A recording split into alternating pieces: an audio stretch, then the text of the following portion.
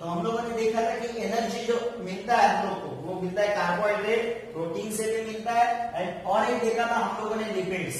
Okay, अब ये lipids क्या होता है? ये लिपिड्स है एक सब्सटेंस होता है जो स्पेसिफिक केमिकल बॉन्ड से फॉर्म होता है, specific chemical bond between fatty acid and alcohol. Lipid कैसे बनता है? लिपिड बनता है specific chemical bond between fatty acid and alcohol से क्या बनता है? लिपिड्स। यानी अगर लिपिड्स अगर ब्रेक होता है तो हम लोग को क्या मिलेगा? Fatty acid and alcohol. इन दोनों से लिपिड बनता है। इसको ब्रेक करेंगे तो फैटी एसिड एंड अल्कोहल। हम लोगों ने देखा था चार्ट में, जब लिपिड का किसमें कन्वर्जन हुआ था? फैटी एसिड, और बाद में एसिडाइल कोएंजाइम के और energy crate cycle and energy बना। ओके, तो lipids fatty acid and alcohol के बीच में एक स्पेसिफिक केमिकल बॉन्ड होने से लिपिड्स बनता है। अभी यहां पे जो फैटी एसिड जो बनता है उसके क्या क्या यूजेस है? तो आपको टेक्स्ट बुक में है ये पार्ट्स लिपिड्स का, उसमें फैटी एसिड के यूजेस दिए। फैटी एसिड के यूजेस है ना अल्टीमेटली किसके यूजेस? लिपिड्स के। मगर हम लोग यहाँ पे ऐसा देखेंगे कि फैटी एसिड के, लिपिड्स जो कन्वर्ट होता है फैटी एसिड में, उसके क्या यूजेस है? तो production of phospholipids molecule. Phospholipid नाम का एक मॉलिक्यूल रहता है फॉस्फेट ग्रुप वाला। ओके, अभी इसका यूज किधर होता है? फॉस्फोलिपिड्स का उसका यूज होता है production of plasma membrane. Plasma membrane बनाने के लिए फॉस्फोलिपिड मॉलिक्यूल का यूज होता है। तो ये फॉस्फोलिपिड जो मॉलिक्यूल जो बनता है वो बनता है फैटी एसिड के वजह से। क्या बनता है? फॉस्फोलिपिड मॉलिक्यूल फैटी एसिड की वजह से क्या बनता है? Phospholipid molecule. इसका यूज किधर होता है? किधर? प्रोडक्शन ऑफ प्लाज्मा मेम्ब्रेन के लिए इसका यूज होता है।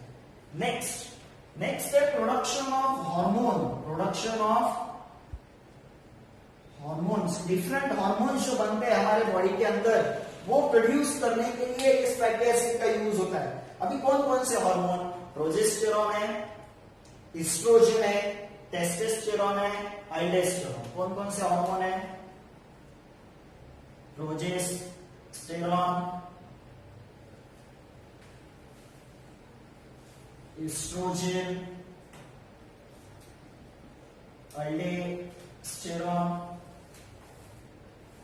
And testosterone. ये जो दो हार्मोन है वो फीमेल्स में दिखते हैं, progesterone and oestrogen.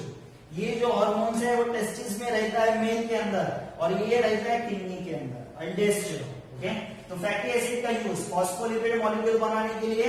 And next है प्रोडक्शन ऑफ हार्मोन्स। अभी ये जो लिपिड्स जो है उससे हम लोग को कितना एनर्जी मिलता है? कार्बोहाइड्रेट से 4 किलो कैलोरी पर ग्राम, प्रोटीन से भी उतना ही मिलता है, लिपिड से मिलता है 9 किलो कैलोरी पर ग्राम। 1 ग्राम लिपिड से कितना एनर्जी मिलता है? 9 किलो कैलोरी पर ग्राम। ओके, अभी जो लिपिड्स जो बने हैं वो बॉडी के अंदर स्टोर कहां पे होते हैं? एक्सेस ऑफ लिपिड्स कहां पे स्टोर होते हैं? तो वो स्टोर होते हैं, हम लोग बोल सकते हैं फैट्स। बॉडी के अंदर फैट्स होते हैं, उसको बोला जाता है एडिपोज। Adipose connective tissues.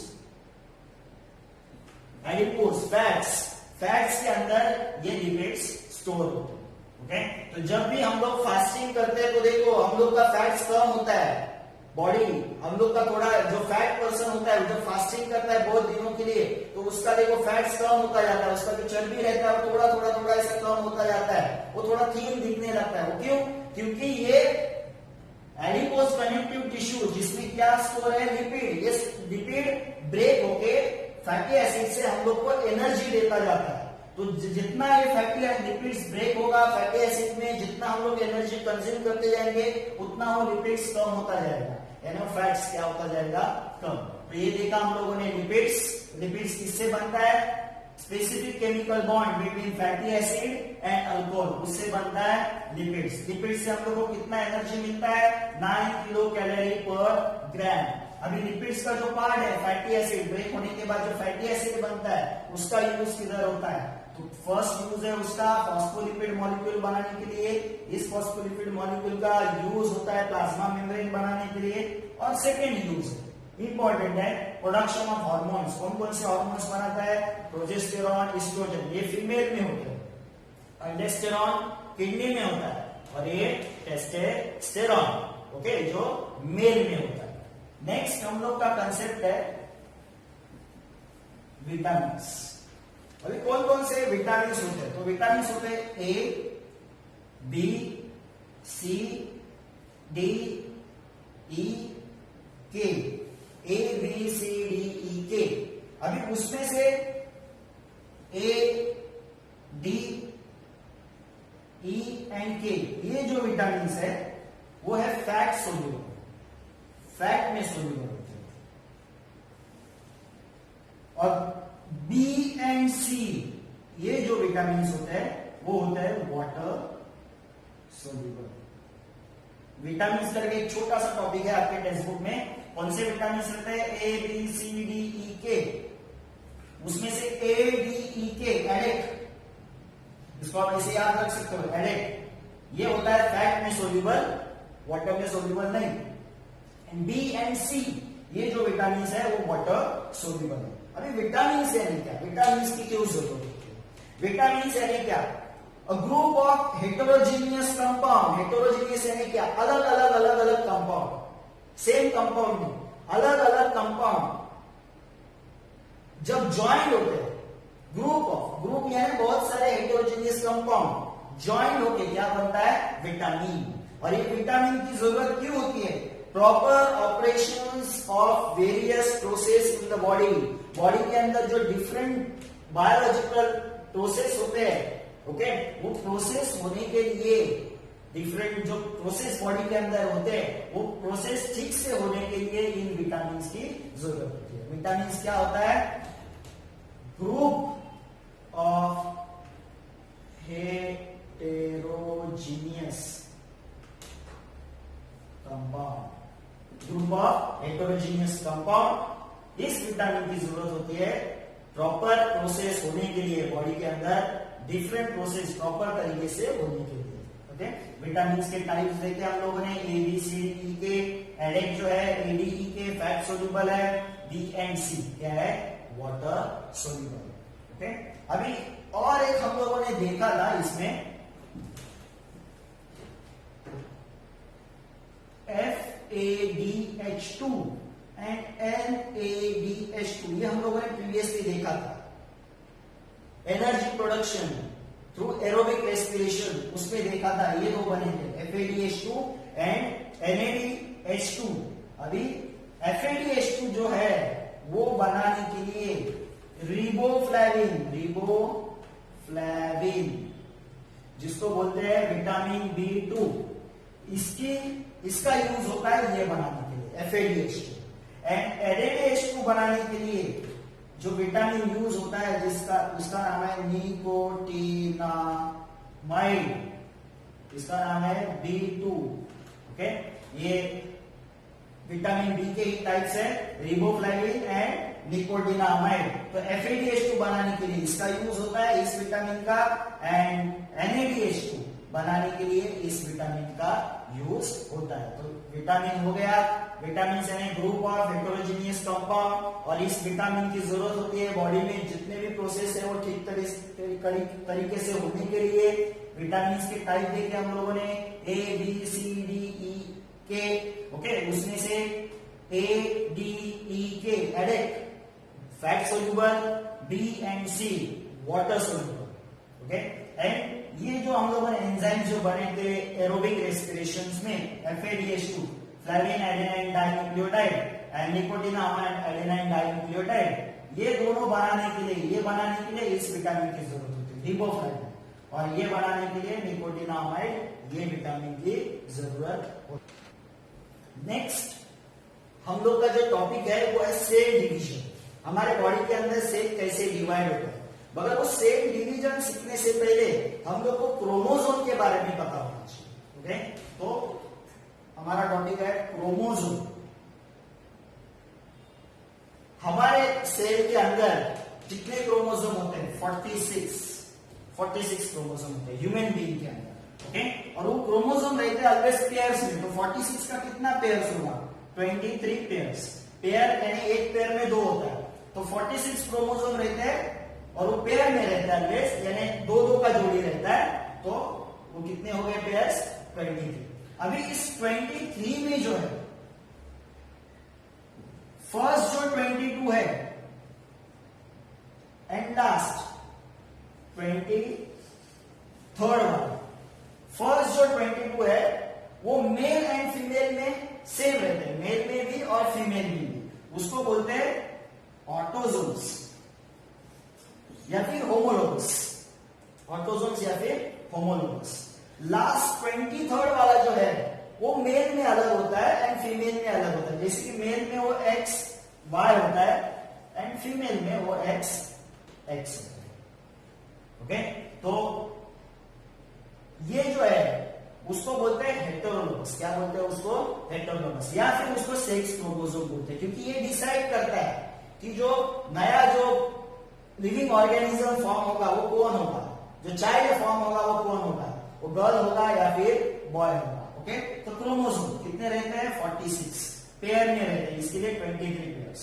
उसमें से 22 ऑटोजोम्स। लास्ट वाला 3rd है, ओके, वो ये जो है उसको हम लोग बोल सकते हैं कि ये हेटेरोलोगस है। ओके, हेटेरोलोगस है। ओके, ये होमोलोगस है, सेम है, इसको हम लोग हेटेरोलोगस बोल सकते हैं, या फिर इसको एक नाम है सेक्स क्रोमोसोम्स। ओके, तो ये क्रोमोसोम। अभी ये क्रोमोसोम का स्ट्रक्चर अगर हम लोग देखेंगे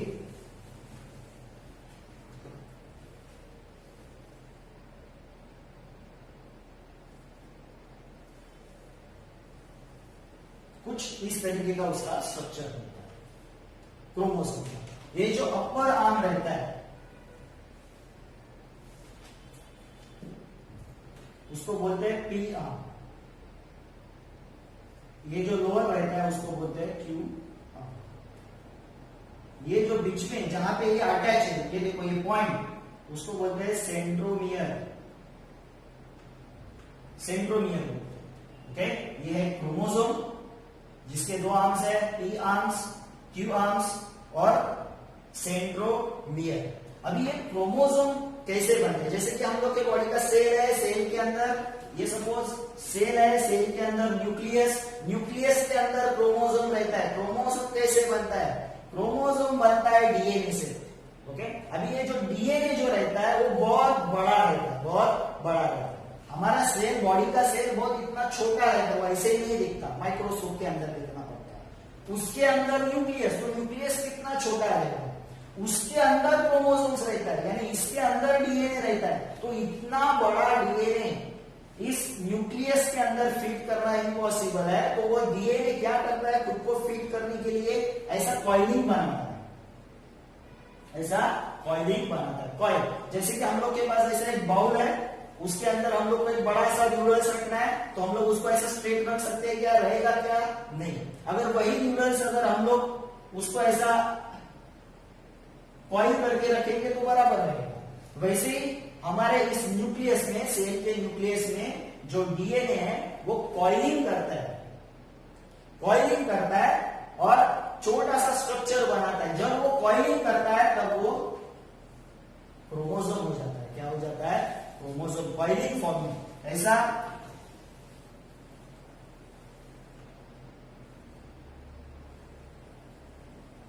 ऐसा कॉइलिंग करता है और बनाता है क्रोमोसोम। क्रोमोसोम फॉर्म में वो आ जाता है। ओके, तो क्रोमोसोम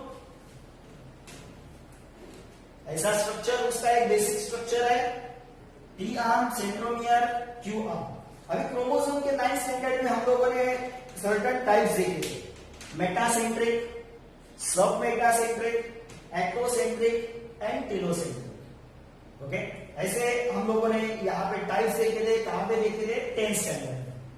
क्रोमोसोम के 4, मेटासेंट्रिक, सब मेटासेंट्रिक, एक्टोसेंट्रिक एंड टेलोसेंट्रिक। ये 4 टाइप्स हम लोगों ने 9th स्टैंडर्ड में देखे थे, तो उसको इतना रिवाइज करने की जरूरत नहीं। अभी जब हम लोग सेल डिवीजन सीखते हैं तो कुछ टर्म्स ठीक से पता होनी चाहिए। तो उसमें से पहला एक टर्म है जिसका नाम है सिस्टर क्रोमैटिड्स। सिस्टर क्रोमैटिड्स क्या होता है? अभी मेरे पास एक क्रोमोसोम ऐसा ही दिखा, ये सपोज एक क्रोमोसोम है मेरे पास, ये क्रोमोसोम है, इसी शेप में रहता है क्रोमोसोम। अभी इस क्रोमोसोम में दो थ्रेड दिख रहे हैं मुझे, एक दो, इसको बोलते हैं क्रोमैटिड्स। क्या बोलते हैं इसको? क्रोमैटिड्स। क्रोमैटिड्स, ये भी एक क्रोमैटिड्स है। ओके, अभी ये क्रोमैटिड्स क्या होता है? जब सेल बनना स्टार्ट होता है तो एक इंटरफेज नाम का एक फेज रहता है, उसमें और एक फेज रहता है एस फेज। तब ये सेल जब बनना स्टार्ट होता है तो एस फेज में न्यूक्लियस के अंदर जो डीएनए जो रहता है वो रेप्लिकेट होना स्टार्ट होता है, यानी एक डीएनए का दूसरा डीएनए बनेगा, सेम टू सेम। ओके, उसको बोलते हैं, जो रेप्लिकेशन है उसको बोलते हैं क्रोमैटिड्स बनते हैं। क्या बनते हैं? क्रोमैटिड्स। तो ये मेरे पास क्रोमोसोम है, तो उसके अंदर दो क्रोमैटिड्स है, ये दो। तो इन दोनों क्रोमैटिड्स को बोला जाता है सिस्टर क्रोमैटिड्स। सिस्टर क्रोमैटिड्स एक ही क्रोमोसोम के सेम, इसका ये रेप्लिका है, ये मेरे पास है, ये एक है और ये दूसरा हो गया, इसका ये रेप्लिका या फिर इसका ये रेप्लिका हो गया, सेम टू सेम है, तो इसको बोला जाता है सिस्टर क्रोमैटिड्स। ओके, तो सिस्टर क्रोमैटिड्स क्या होता है? Identical copies of chromatids. इस क्रोमैटिड का, इसको बोला जाता है क्रोमैटिड्स। इस क्रोमैटिड का identical copy, same to same copy. ये कब बनता है? डीएनए रेप्लिकेशन, इंटरफेज में। इंटरफेज में जब डीएनए का रेप्लिकेशन होता है तब ये सेम कॉपी बनता है क्रोमोसोम के क्रोमैटिड्स का, उसको बोलते हैं सिस्टर क्रोमैटिड्स। और ये दोनों सिस्टर क्रोमैटिड्स एक ही सेंट्रोमियर से ज्वाइन होते हैं, इसको क्या बोलते हैं? सेंट्रोमियर। एक ही सेंट्रोमियर से ये दोनों क्रोमैटिड्स ज्वाइन होते हैं, तो इसको सेंटर, एक ही क्रोमोसोम के दो जो क्रोमैटिड्स है उसको बोलते हैं सिस्टर क्रोमैटिड्स। नेक्स्ट है non sister chromatids. Non sister chromatids क्या होता है? अभी मेरे पास सपोज दो क्रोमोसोम, एक क्रोमोसोम, एक क्रोमोसोम। ओके, ये दोनों होमोलोगस क्रोमोसोम। कौन से क्रोमोसोम है? होमोलोगस। होमोलोगस यानी क्या?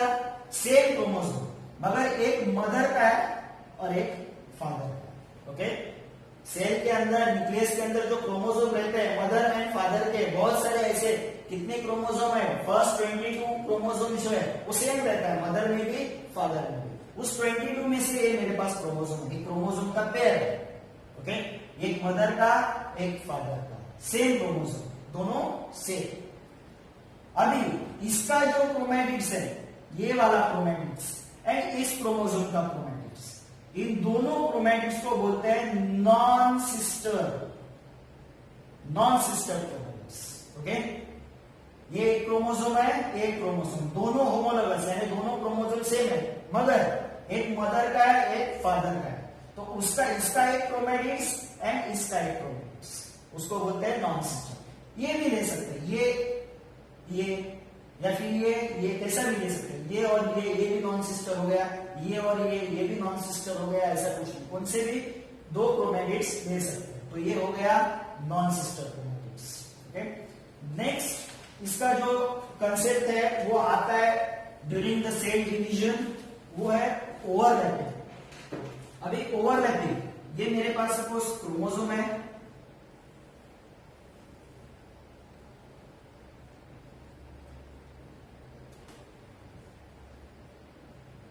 ये सपोज मदर का है और एक मेरे पास क्रोमोसोम है, ये है फादर का।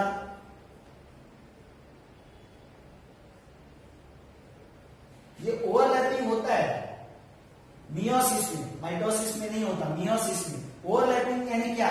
ओवरलैपिंग में क्या होता है? हम लोग बोलते हैं कि हम लोग के जितने भी कैरेक्टर्स है मदर एंड फादर के, वो एक्सचेंज होते हैं। ओके, और किधर आते हैं? नेक्स्ट जनरेशन में आते हैं। तो ये जेनेटिक कैरेक्टर एक्सचेंज कब होता है? क्रॉसिंग में, क्रॉसिंग, या फिर उसको बोलते हैं overlapping. Of chromosome. Overlapping of chromosome यानी क्या, ये क्रोमोसोम इसके ऊपर ओवरलैप होगा। अभी ओवरलैप होता है यानी क्या होता है, तब इसका और इसका जेनेटिक कैरेक्टर ट्रांसफर होता है। इसका जेनेटिक कैरेक्टर इसमें आता है, इसका जेनेटिक कैरेक्टर इसमें जाता है। ट्रांसफर ऑफ जेनेटिक कैरेक्टर उसको बोलते हैं ओवरलैपिंग। तो क्या होता है, जब ओवरलैपिंग होता है तो चार तरीके के गैमेट्स बनते हैं। कैसे गैमेट्स बनेंगे, ये देखो, अगर ये इधर आया और ये इधर चला गया तो क्या हो जाएगा, ये हो जाएगा स्मॉल ए, ये हो जाएगा कैपिटल ए। सिर्फ मैंने ऐसे ही दिखाने के लिए, समझने के लिए ऐसा लिखा है। तो हम लोग के पास अभी चार गैमेट्स बनेंगे। कौन से चार गैमेट्स बनेंगे, 1 2 3 4। ओके, पहला बनेगा बी ए, ऐसा एक गैमेट्स बनेगा।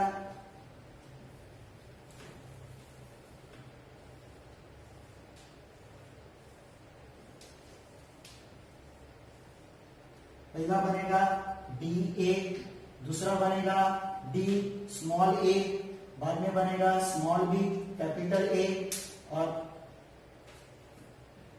चार अलग टाइप के गैमेट्स बनते हैं। ये कब होता है, जब क्रॉसिंग होता है, ओवरलैपिंग होता है between two chromosome, mother and father के। होमोलोगस क्रोमोसोम में क्या होता है, क्रॉसिंग होता है, ओवरलैपिंग होता है और जेनेटिक कैरेक्टर एक्सचेंज होता है। तब ऐसे चार तरीके के गैमेट्स बनते हैं, अलग अलग तरीके के। ओके, तो ये हो गया ओवरलैपिंग या फिर क्रॉसिंग। तो ये सब terms, sister chromatid, non sister chromatid, crossing, ये आप लोग सेल डिवीजन में सीखे।